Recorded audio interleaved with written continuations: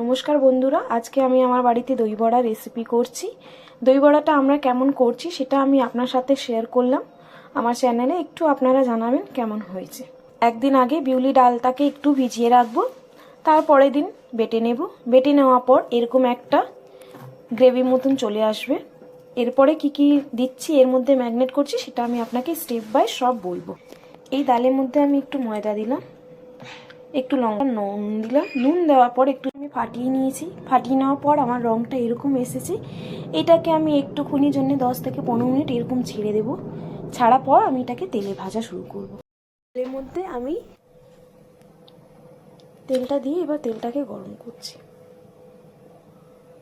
আমি এরকম করে একটু তেলে ভেজে নেব, লাল লাল করে। দেখুন, এবার তেলে ভাজা যখন হয়ে যাবে, এটাকে আমি যেই গরম জলটা করেছিলাম ওই গরম জলে পাত্রতে আমি এটাকে একটু ভিজিয়ে রাখবো। তাতে কি হবে, আমার জিনিসটা একদম নরম হয়ে থাকবে, ভিতরে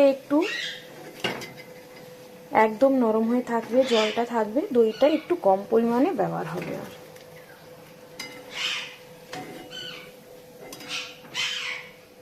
জিনিসটা খেতেও একটু টেস্টি পাওয়া যাবে। এরকম দেখুন, আমি জলের মধ্যে ভিজিয়ে রাখবো।